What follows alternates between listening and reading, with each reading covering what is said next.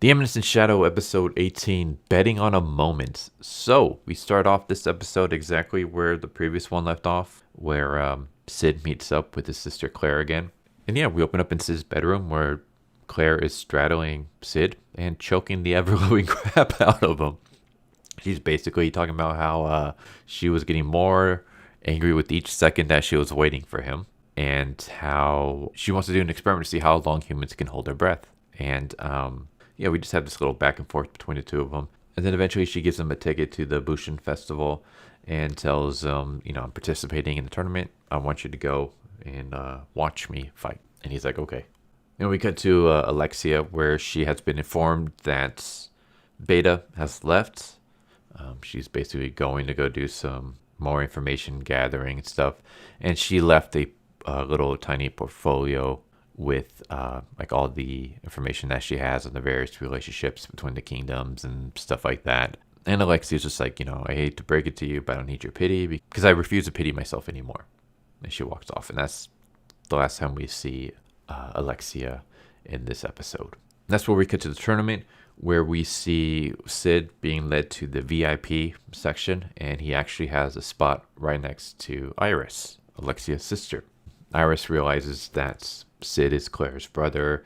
She tries to apologize to him for everything that happened during the whole Xenon fiasco and the whole like capturing him, assuming that he was the one who kidnapped Alexia and torturing him and stuff. But this kind of brings attention to everyone else around them, because everyone else is like, who is this nobody? Why is Iris familiar with him? And of course Cid does not like this because he's supposed to be a background character. Background characters are not supposed to have conversations with named characters. So some of the students start like chatting it up and asking like if there's any competitor that has caught Iris's eye. Iris pretty much says Annerose. Cid's kind of wondering like, well, did anyone else catch your eye? Like, how about Mundane Mann? And all the other students around just kind of brush him off. They think that Mundane Mann has only gone as far as he has because he was fast and lucky and that he doesn't have any skills. So yeah, Cid gets super excited about this because he's like, yes, like I've cultivated the perfect image of a mob character. Like I wanted Mundane to be this character who no one took seriously, and then he just slowly climbs up the ranks and everyone keeps brushing him off. Like that's exactly what I want. But Iris kind of explains that there's someone else who has her attention. It's an elf woman who is the first ever Bushin Festival champion. And like, although she's not competing, she has been spotted around. And they're talking about Beatrix and how Beatrix has never shown her face in public in over a decade. And Cid's like, oh, like he's thinking to himself, like he knew that she was strong, but he didn't know that she was famous. So yeah, we just kind of get a little bit of moments like that. I will say that there's this hilarious moment where Iris is under the impression that Alexia and Cid are friends, and Cid does not believe he's friends with Alexia. There's like this one line about tossing coins. Kind of, he says something like, I don't think I was her friend. Like it was just more like I was gathering coins. And Iris is confused at first. He's like, kind of like when you throw a stick to a dog and he goes and fetches it. And she's like, oh, so you were playing with the dog with my sister. And he was like, well, more like I was the dog. Never mind. We also have some good news. Our boy Imatry Nottaloos has won his match, and he is still in this tournament. So I'm rooting for the guy. I'm hoping he pulls through and he wins the tournament. All hail Imatry Nottaloos. He's the true underdog in this tournament, I believe. I mean, he's won every match so far, so he's living up to his name. He's not losing. And hopefully, fingers crossed, he's the guy that's going to take home the trophy at the end. But yeah, Cid makes an excuse to leave. And as he's leaving, he realizes that someone is following him. And he's like, well, I can tell the culprit that I know that they're following me. And I can come up with some like badass line and stuff like that. But then that's not the way that a background character should act. So instead, he just waits until Beatrix eventually shows herself to Cid. And Cid acts surprised and he kind of stumbles and stuff. And she asks him once again if he's ran into any elves that look like her. And Cid says no. And Beatrix says that she's hoping that she'll be able to find Alpha because, there's a lot of people coming to the festival. She's hoping Alpha will be one of them. Then we have this like funny exchange where Beatrix is holding a takeout bag just filled with a bunch of burgers, and Cid has one of his own. And Beatrix basically says, I've bought too many burgers. Here, why don't you have one? And she gives one to Cid. And Cid's like, oh, thanks. In return for you giving me one of your burgers, here, how about you take one of mine? And he puts his in her bag. So it's just this funny moment where she's giving him a burger because she has too many. And Cid returns the favor by giving her one of his. So she just ends up back with having the same amount of burgers that she had in the beginning. It's just a little thing, but I thought it was kind of funny. We have Pervy Asshat. He ends up taking Cid's seat, and he's talking with Iris, kind of explaining that the king is not going to be around, but he'll most likely show up tomorrow, asking Iris if her father is going to show up, and she says, like, yeah, he'll probably show up tomorrow. That's when Annerose comes out for her match, and she's about to face Mundane Mann, and Pervy Asshat asks her, like, what does she think of Annerose's opponent? And Iris says that this is the first time that she's seen him. He doesn't look very strong, but there's something unnerving about him. Like, there's one thing that we don't really see in a weak fighter, and that's confidence. Like, there's no uncertainty in his eye. He's confident that he's going to win. And if he was weak, there would be some doubt there. So we have a fight between Mundane Mann and Annerose, and it is super quick. Annerose basically charges at him immediately, believing that while Mundane Mann is fast, if she can get to him before he can use his speed, she can end this fight early. And as she's slashing at him, she realizes, Cid drops the reveal that she's been attacking an after image this entire time. And he just beats the crap out of her. And then she realizes, okay, Mundane Mann is too fast for me. He's too strong for me. There's only one thing that I can do. And so she stands still and she decides, I'm going to have to try to counterattack. Like, that's the only thing I can do. I can't attack him. I have to wait for him to attack me and find a perfect opportunity to counter it. And he attacks her. She counters. And she thinks she has him beat when, he dodges it and smacks her in the head with his sword and knocks her out and wins. So Mundane Mann defeats Annerose pretty easily and moves on in the tournament.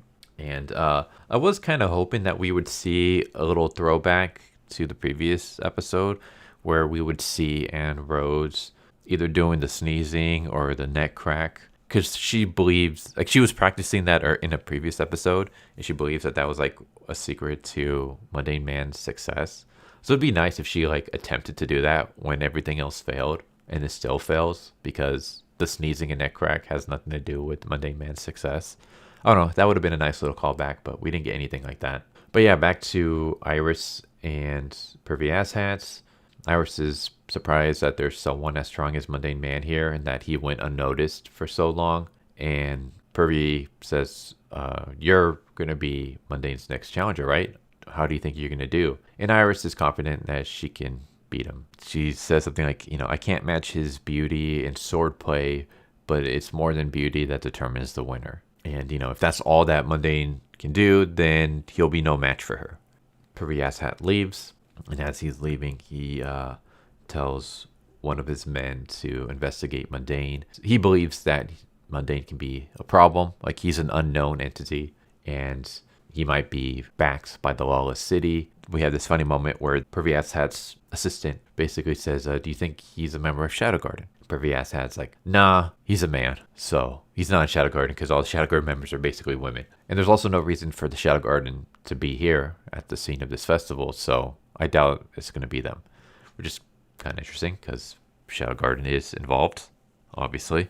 Then we have this touchy moment between Anne and Mundane where she admits that she was completely defeated, how she left her country because she wanted to become stronger, and all her victories had made her overconfident. And Mundane beating her kind of slapped some of that confidence out of her. Like, she realized that she was being too overconfident in her abilities and that she still has more training to go. And she asked him, like, how did you become as strong as you have. And he says something like, I'm merely a fool who abandoned everything in pursuit of strength. So Cid's basically dropping these like cool, badass one-liners. And she offers him a position, I guess one of her knights, and he turns it down. And she says, well, like, I'm going to be here until tomorrow. If you change your mind, come find me before I leave. And Mundane Man walks away. And during like this kind of touching moment, we have Cid's friend Skill in the background being dragged away by a bunch of guards because he's lost a bunch of money and now he's in debt. And yeah, he needs to pay off his debt. So he's probably going to have his kneecaps broken or something. We do have a moment where we see Rose, and Rose is like in this destroyed part of the city. It's like she's within the city, but it's like a part of the city where like all the buildings are kind of like just falling apart. Just a lot of debris and dilapidated. She's staring at this broken mirror and she's like getting ready, and she's basically saying, you know, give me strength. So you can kind of see that setting up that she's going to do something in the next episode, probably something at the festival itself. And then we have this moment where we have Cid walking back to his dorm, and he's super excited. He's talking about how he's basically accomplished 70% of his plan for the Bushin Festival, and how he's wondering like how he should top it off. Should he just easily beat Iris and then disappear into the sunset, stating that his work is done? Or should he go the evil route and act like he was an assassin for a shadowy organization and basically say that he was here to kill Iris or whatever, and then he beats her and then he just disappears into this, you know, the sunset. So he's trying to like figure out how he's gonna top this act, how he's gonna put the cherry on top. When he arrives home and he sees Claire waiting for him, and she just has that face. It's that creepy smile where it's hiding all this anger and pain that she's about to deliver. And she basically says, it looks like you've been having a lot of fun. Did you watch my match? And Cid's like, crap. And that's how the episode ends. So yeah, there you go. There's episode 18 of Eminence and Shadow, Betting on a Moment. I enjoyed this episode a lot. I liked it better than the previous one because the previous one focused more on like the drama and Rose and her situation and all the other characters and stuff. This one was more comedy heavy. You know, we had Claire choking the crap out of Cid. We had Cid in his meeting with Iris and being upset about the fact that he's a background character talking to a named character, but then being super excited that his role as Mundane Man has been, you know, he's been pulling it off so far. The funny moment between him and Beatrix where they're just having regular conversations. She basically asks, like, have you seen an elf that looks like me? And he's like, no. She's like, are you sure? Yeah. Do you really mean that? Yeah. And as they're doing this, there's like a bunch of like fast cuts and close-ups and zooms. So it looks like there's this like serious conversation that they're having, but it's really just a mundane conversation. And then just the little moment of her carrying this bag overflowing with burgers, and she decides to offload one to Cid because she has too much. Cid returns the favor by giving her one of his, so she ends up back with the same amount of burgers. The fact that we have I'm gonna try not to lose still going strong. Mundane Man beating Annerose. That was kind of a cool fight scene. It wasn't really all that comedic. In all his previous fights, he's come up with like reasons that he won. Like either he tricks the audience into thinking his opponent slipped and fell, or like in the previous fight when he was fighting Guilty Gold, he sneezed and brought his sword up just as Guilty Gold charged at it. So all his battles, it looked like he won by luck. In this one, there was no pretense. He just straight up showed that he's actually super strong and just beat the absolute crap out of her. So not so much comedy in that, but just a little bit of the comedy in them having like a touching moment. Meanwhile, Cid's friend is being dragged by the guards in the background. And yeah, just the fact that we have all this serious stuff going down between like Iris realizing that something's going on with Pervy Asshat and trying to figure out what, with Alexia trying to figure out what's going on with Rose and how she can help him, with Princess Rose being a fugitive and basically believing that she's going to be risking her life to stop Pervy Ass Hat and save her dad, and how she's going to pull that off. So you have all this like serious dramatic stuff going on. Beatrix trying to find her lost relative. Meanwhile, Cid's just over here trying to come up with new ideas for the Mundane character and how he's going to pull off this background character and be the Eminence in shadow, and just trying to come up with new roleplay stuff.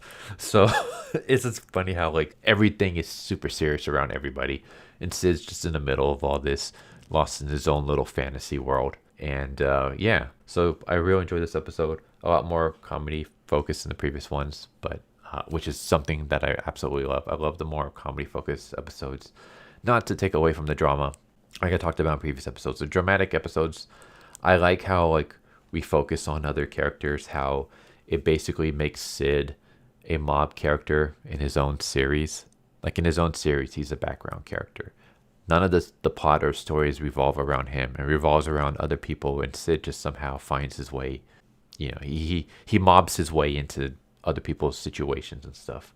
So I like that, but I always just prefer my comedy, especially with Eminence in Shadow, because Eminence in Shadow has a lot of great comedy and good gags and stuff like that. So I always love when we get more comedy focused episodes, which is what this was. But yeah, there you go. Hope you enjoyed the video. Hope to see you next time. Take care. Later.